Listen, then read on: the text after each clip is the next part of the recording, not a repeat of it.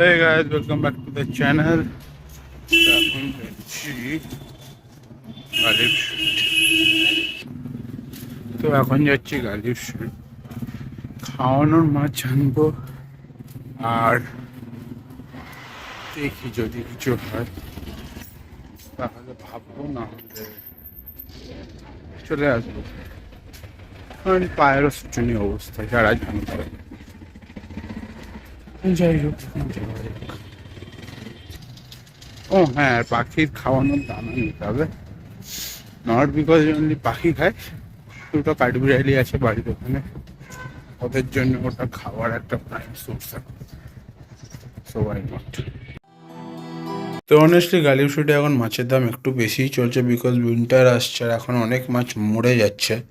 তো সেটা কিছু করার নেই, সিজন অনুযায়ী দাম নয়। আর এখানে কিছু অ্যালবিনো ইল দেখে সেটা রাখতে চেয়েও রাখতে পারবো না। সো ফাইনালি বাড়ি এসে গেছে অনেক কষ্টের পরে। কিছু খাওয়ানো মাছ মাপি, অস্কার দুটো অ্যারোয়ানার জন্য স্পেশাল একটা আছে, যেটা ওদের জন্য। আর এমনি তো অস্কারের জন্য আছে বড় অস্কার, সবই খাওয়াই, বাট ওটা আমি প্রেফার করি বেশি।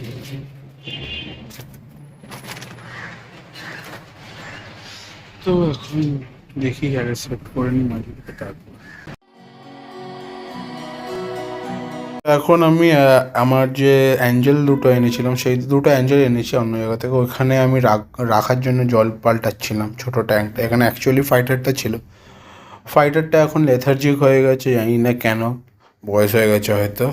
তো এখন যেরকম এই ট্যাঙ্কে এই গামলার মধ্যে জল ফিডার ফিশগুলোকে ছেড়ে দিলাম। আর এখানে দেখতে পাচ্ছি দুটো অ্যাঞ্জেল আছে, সেম সেট আপ, খালি পরিষ্কার করেছি আর কিছুই না। কোনো হিটার ফিটার নেই, অক্সিজেন নেই, কারণ যেখানে থাকে, যেখান থেকে এনেছি তাদের, সেই দোকানে কিছু ছিল না। তো এইদিকে একটা সুবিধা যে যদি তুমি এমন দোকান থেকে নাও যেখানে অক্সিজেন নেই আর মাছ অনেক দিন ধরে আছে, তাহলে মাছ একদম পারফেক্ট থাকবে।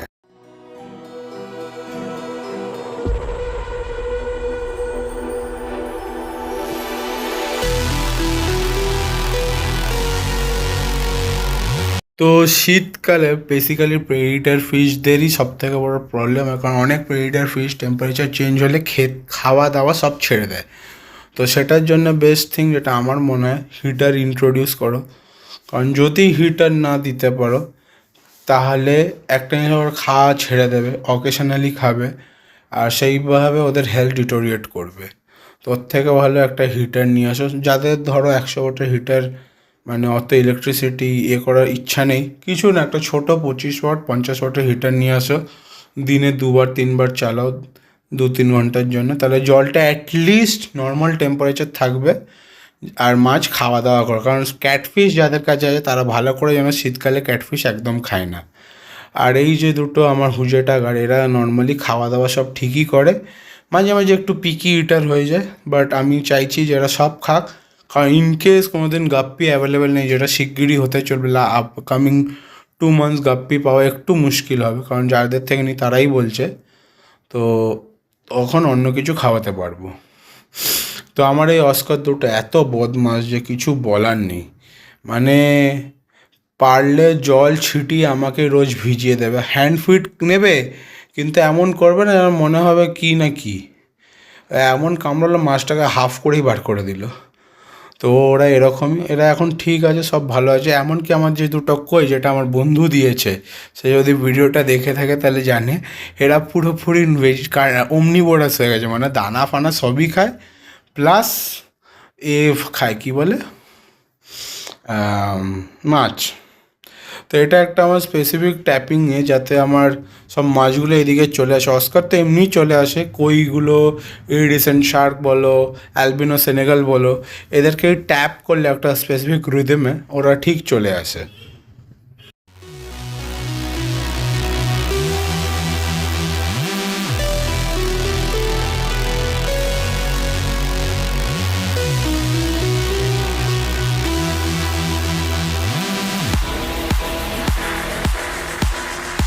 এর মধ্যে যত আফ্রিকান সেগুলো দেখছো সব লোকাল থেকে কেনা, একটাও খালি একটা হোয়াইট যেটা দেখছো সেটা বাইরে থেকে।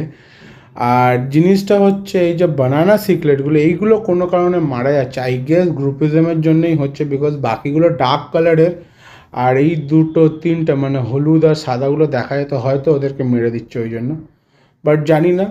এখন আমি বেটা ফিশগুলোকেও কেঁচো খাওয়াচ্ছি, জেনারেলি দানা দেওয়া প্রেফার করি, বাট কেঁচো দিচ্ছি কারণ তাহলে একটু এনার্জিটা আর হিটটা থাকবে বডিতে। আর পিছনে দুটো অ্যাঞ্জেল দেখতে পাচ্ছ, ওটা এখন ওয়েল সেটেলড হয়ে গেছে, কোনো প্রবলেম নেই, খাওয়া দাওয়া সবই করে।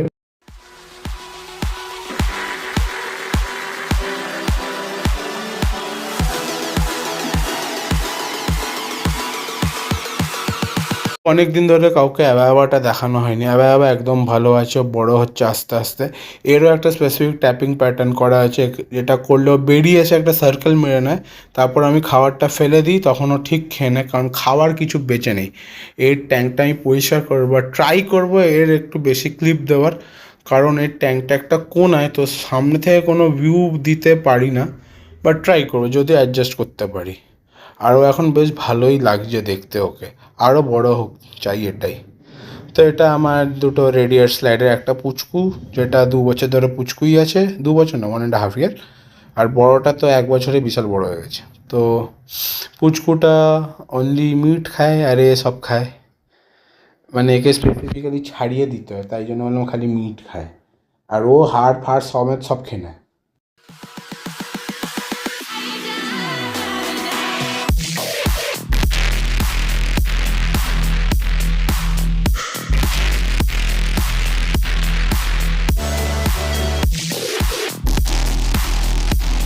তো এখানে সবার জন্য একটা কোয়েশ্চেন আছে, ভিডিওতে সাউন্ড চলছিল আর অ্যারোবানা যতবার খেতে যাচ্ছিলো ততবার সরে যাচ্ছিলো, এটা কেন?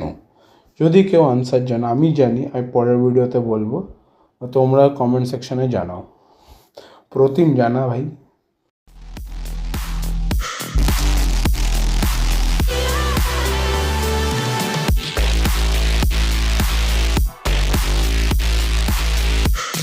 তো এখানে সবাই যেন দুটো ছোট অস্কার আছে, তো অস্কারগুলো এত বদমাস যে অ্যারোবানা খাচ্ছে, ওর মুখ থেকে একটা ছোট টুকরো পড়বে, সেটা ও পরে নিতে যাবে না, বিকজ ওর টাইমই থাকবে না ওটা নিতে হবে। দেখো ওটা পড়ছে এখন, আর একটা পুচকু এসে ফাট করে নিয়ে চলে যাবে। এ এত বদমাস যে পুরো একটা কেঁচোর মানে যে বলগুলো হয় জলে দিলে ওটা খেয়ে নিয়েছে, খেয়ে এই মানে হাঁসফাঁস করে লাস্টে ওকে ভয় দেখে ওকে ঠিক করলাম। তারপর থেকে কী করি, কেঁচোটাকে নিয়ে একদম ছড়িয়ে দিই, যাতে ওটা যখন ফিল্টারের দিকে যাবে ওরা নিজেরা খেয়ে নেয়।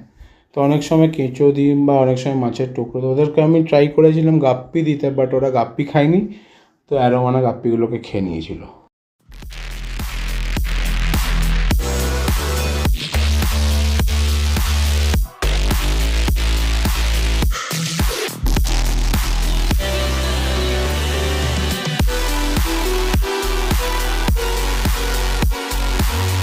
আজকে ভিডিওটা কেমন লাগলো বলো, লাইক করো, শেয়ার করো, সাবস্ক্রাইব করো। তো উইন্টারে ম্যাক্সিমাম সব ট্যাঙ্কে আমার হিটার চলছে, খালি অ্যাঞ্জেল ফিশ আর আফ্রিকান সিক্লেটে কোনো হিটার নেই। একটা কারণেই নেই, কারণ জলটা অতটা ওদের ঠান্ডা হচ্ছে না, যেহেতু বডি অফ ওয়াটার অনেক বেশি। আর কালো টাপ যেহেতু আফ্রিকান সিক্লেটের, তো ওটা মোটামুটি হিট রিটেন করে, বাট আমার ওটা পুরো পরিষ্কার করতে হবে, বিশাল নোংরা তোমরা দেখলে। আর অ্যাঞ্জেল ফিশগুলো নর্মালি যেখান থেকে এনেছি সেখানেও হিটার নেই, তো লাকিলি ওরা অ্যাডজাস্ট করে নেবে। আর নিচে যেখানে থাকে সেখানে অতটা জল ঠান্ডা হয় না, ছোটোগুলোতে ঠান্ডা হয়ে যায়, এটা আরও ছোটো, বাট এটা অত ঠান্ডা হয় না, সো ওইদিকে একটা বাঁচোয়া। তো এরকমই চলছে। মার্চ মাস অব্দি হিটার চালানো খুব দরকার, কারণ টেম্পারেচার ফ্লাকচুয়েট হবে, ক্লাইমেট চেঞ্জ হবে, তো ওই টাইমটা রিস্কি। তো যাই হোক, ভিডিওটা কেমন লাগলো বলো, লাইক করো, শেয়ার করো, সাবস্ক্রাইব করো, আবার দেখাবো নতুন ব্লগ। আর প্লিজ 500 করিয়ে দাও, একটু বাকি, তোমরা শেয়ার করলে নিশ্চয়ই হয়ে যাবে। সো টাটা, দেখাবো নতুন ব্লগে।